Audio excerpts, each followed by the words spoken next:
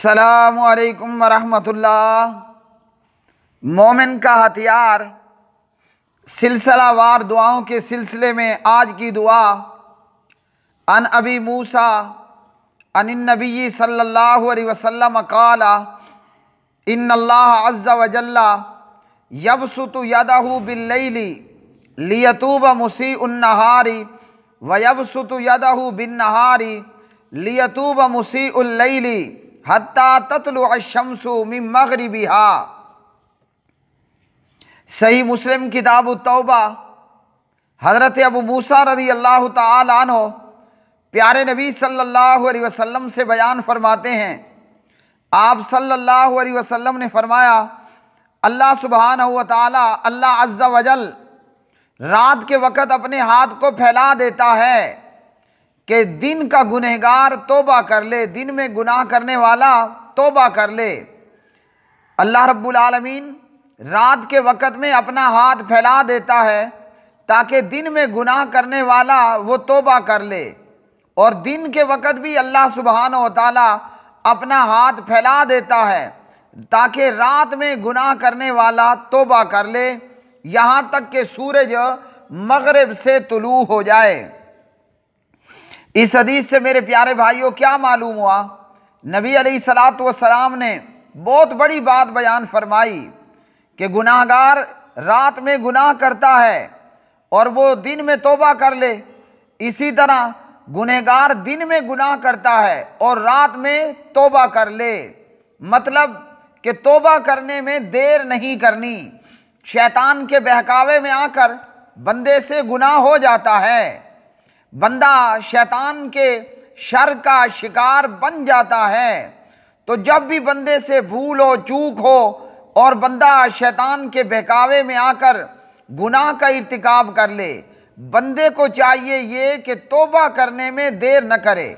جس طرح کہ ہمارے ابا اور اماں نے توبہ کرنے میں دیر نہیں کی۔ توبہ کرنے والا فوری طور پر توبہ کرے، رات میں گناہ ہوا اب دن چڑھتے ہی وہ توبہ طائب ہو جائے، دن میں گناہ ہوا رات ہوتے ہی وہ اللہ سبحانہ و تعالیٰ کے آگے معافی مانگے، اللہم اغفر لی کہے، استغفر اللہ کہے، اپنے گناہوں کا اقرار کرے، لا الہ الا انت سبحانک انی کنت من الظالمین کہے، تو اللہ رب العالمین اپنے بندے کی توبہ کو قبول کرتا ہے۔ اللہ سبحانہ و تعالیٰ یہ چاہتا ہے، گناہ ہوا اے گنہگارو توبہ میں دیر مت کرو، اور فرمایا کہ جلدی سے توبہ کر لو۔ اور یہ توبہ قبول ہونے کا سلسلہ کب تک رہنے والا ہے؟ فرمایا کہ جب تک سورج مشرق کی بجائے مغرب سے طلوع نہیں ہو جاتا، سورج مشرق کی بجائے مغرب سے طلوع نہیں ہو جاتا۔ روزانہ ہی ہم دیکھتے ہیں کہ سورج وہ مشرق سے طلوع ہوتا ہے اور مغرب میں جا کر غروب ہوتا ہے، لیکن قیامت سے پہلے یہ ہوگا، قرب قیامت سے پہلے، قیامت کے وقوع سے پہلے، قیامت کے واقع ہونے سے پہلے ایک بہت بڑی نشانی یہ بھی پیدا ہوگی، ایک بہت بڑی علامت کا یہ بھی ظہور ہوگا کہ سورج مشرق کی بجائے وہ مغرب سے طلوع ہوگا۔ تو پھر کسی ایمان لانے والے کو